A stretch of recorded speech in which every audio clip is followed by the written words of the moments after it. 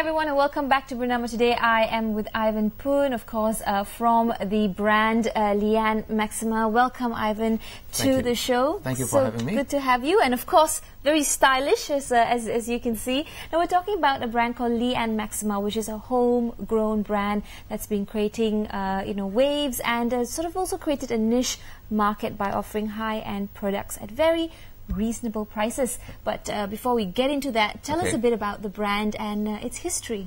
Well, the brand actually started in 2008. We conceptualized the brand to have a blend of East and West, and that was the main pedestal on which it was built on. We catered to 25 to 35-year-old ladies who are very independent, they're confident, they know what they want, they are a bit more inclined to trend setting rather than trend following. So it has a very distinctive identity to the brand, and that's what we try to build on. Wow, and that's a huge market there for 25 to 35-year-old women. Of course, give and take a bit here and there as well for those perhaps a bit more younger at heart. And it is fabulous fashion, as I understand it. Correct. Tell us a little bit about, you said East and West, so taking the best of both. Is it formal wear? Is it evening wear? It has a lot of trendy elements to it. Taking the best of East and West, I think most of it in terms of design concepts, we go for more European-inspired designs. But in terms of the fabric, we try to have, in terms of the patterns and also the fabric material, we try to cater to more Asian women, and the climate locally is a bit hotter than European countries. We do have seasons. We do follow the European trends in terms of season, but in terms of manufacturing, in terms of the fabrication, we make it a little bit easier to wear for very hot climates. That's like right. Malaysia. So you can still keep up with sort of international fashion, but very much still be very localized in that aspect. Now everyone's going to be saying, oh, it's another brand in the market. What's going to make her different? Well, it is different in a lot of ways. In terms of the fashion, there's basically two main sides to it. That's the business side to it, which we cater to having investors who are interested in joining the fashion industry but don't know how to. So we actually allow franchisees to open up Ann Maxima boutiques. That's the business side of it. Of course, in terms of fashion side, we have to be distinctive. What are our key pieces? What are the talking points? What are the punchlines? What are the storylines? What are the sound bites, so to speak, for the brand, the story of the brand? That's right. And it's all the designs and the patterns, everything are created in-house, or do you get inspired by other leading brands? Of course, in fashion industry, there are certain inspirators or the brands, but everything is created in-house. We have our own in-house designers. We have a team of them, and they very specialize in building this Ann Maxima brand to the market. So it's been around since 2008, and the range is everything from evening to formals to all sorts of... we try to build more... there are obviously casual basics, but there are also trendy ladies elements to it that makes it very feminine. And in terms of design itself, the fabrication, we try to place a lot more emphasis on the material used. So it's a feeling of luxury without having to split your wallet, because break and tear your wallet with a huge hole. Ann Maxima is the name of the brand, and there are boutiques all over KL, actually, all over the country. Perhaps you can tell us a bit more about where these outlets are. They are in of course, the Klang Valley. We have one in Mont Kiara, in PJ. We also have in Klang as well, but in Penang, we have outlets, Alostar, all the way up north, and in East Malaysia as well, we have in Miri and Cebu, and they are also doing very well. And we are expanding our network right now. Also, we have an outlet in the Middle East, so we are trying to build the brand, and with a limited budget compared to the big boys. That's right. We are always punching above our weight, and in terms of the business side of it, that's the room that we have, that's the leverage we have to push it more outlets, to open more outlets overseas and locally as well. Well, that's great, because homegrown brand now sort of mushrooming across the world.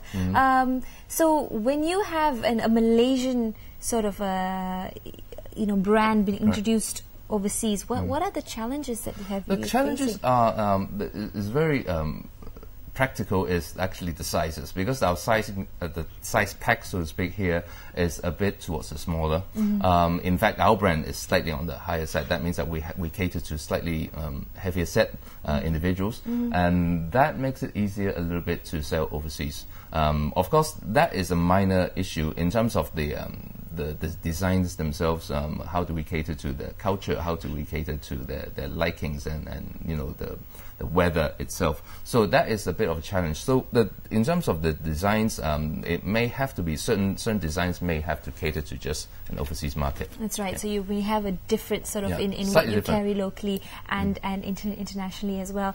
Also, do tell us, what is the long sight vision for Lee Ann Maxima? What do you plan for it to become? That definitely, we have to face a lot of challenges right now. Is that, of course, the traditional way of branding locally or in any country is to have outlets. But we do face certain challenges from technology. Now, compared to 5 or 10 years ago, is very different. Everyone has smartphones. You can actually make purchases online as well. Yeah. So how do we fight, so to speak? I actually don't like the word fight, but how do you combat or fight battle? So it's a challenge, because I think there's a lot of empowerment in the market right now in terms of the consumers. They feel that they have the ability to consume anywhere. If they are traveling on a train, they could actually purchase clothes on the go. Right, but there's nothing that actually compares to actually going to a boutique and being served and being catered to, and trying it on for yourself, right? Fit. So we have to improve our services as well. At the same time, in terms of like boutique, should we have more options? Should we have multiple brands in an outlet? So we're actually developing a concept called LAM Concept Store, which caters to more diverse range. We still have the brands inside. We have Lee Ann Maxima, also Lee Ann, which is a sister brand, and also a brand called Love Blossom. So we're also working on menswear. So at least there's some sense of empowerment in the market from the consumer's point of view. So not to succumb to online businesses, but at least the landscape has moved somewhat. So we have to cater to that in terms of our vision and long-term development of the brands. It's also interesting to see how you're actually growing it to have these different parts and sides of the brand come up with other sub-labels, so to say. But bringing it back home, what do you think is the behavior of the Malaysian, your Malaysian customer, typical Malaysian customer? Malaysian customers are very much educated, are more educated now compared to 10 years ago. They are and with what I've just said in terms of the internet as well, the knowledge and with traveling, they know what they want. They see what is available internationally or outside of the country. So they are very well aware of what is available and in terms of the styles, the designs. But that's why we have to also educate them in terms of what is suitable for everyone. So we've done workshops, and we're going to continue with certain workshops, even in store, to help our consumers, our members, our Lee Ann Maxima members, to actually dress well and suitable for themselves rather than simply following fashion. Right, and I think that is where it lies, a true empowerment, because you give them that freedom to say, choose something that suits you, that looks good for you, that suits your image, and then walk out, and not just wear something because it's cool, which I think a lot of times we have been doing. So let's come back to you as your role as Vice President. How much involvement do you have with creating the designs, or perhaps even developing the new collection? Of course, we have our team of designers, and we have also one of our founders, who is actually Lee Ann herself. And I was going to come to that. Yeah, Lee Ann, that's why Lee Ann Maxima Lee Ann. Okay. Yeah. She's also in charge of the overall the design team, the creative side of it, in selecting the designs, giving inspiration to the design team. So my role is more on the commercial and the business side of it, rather than whether something is likely to sell or not. That at the end of the day, we're talking about business, and because we have franchisees at stake as well. Yes. So we have 9 franchisees. So basically, we have to be very careful in what we choose in terms of selections for a store. And we have bigger stores, we have small stores, we have actually stores in East Malaysia and in overseas. So it's quite challenging because not everything is 100% suitable for everywhere. That's so right. that in our franchising system, that's why we have a consignment system. Makes it easier for people to open up a store, so you don't get stuck with startup stock that may not be moving. It's easier for us to manage our stocks as well, so it can rotate or it can move around all our franchise outlets. Yeah, but I would assume, and I could be wrong, that one of your biggest challenges was to keep the brand sort of constant. Yep. How do you manage that? Because I could imagine, things just not going according to plan. Yes, we do get that a lot. Of course, keeping it fresh at the end of the day. We had initially in the beginning 3 years, we had done a lot of insertions in magazines. As you know, I'm not dissing magazines or publications, but the landscape, as I said, has changed somewhat. And should we pursue magazines further? Because we don't have a multi-million ringgit budget for A&P. So the challenge is how to make our brand known to the market and to the market without sacrificing certain A&P budgets. That's why we have to move more online, more social media. You call it above the line, below the line, push or pull. Yeah. There's a lot of names. At the end of the day, as long as it works, it should be okay. It should be okay, as long as it works. Now, as the year comes up to an end, perhaps we'll be looking at some new trends as well that are emerging. What is Ann Maxima doing on that front? Right. We are actually having a direction which I think, as I said before, since we're moving more on to more of an international market in the coming 2013, as the brand grows,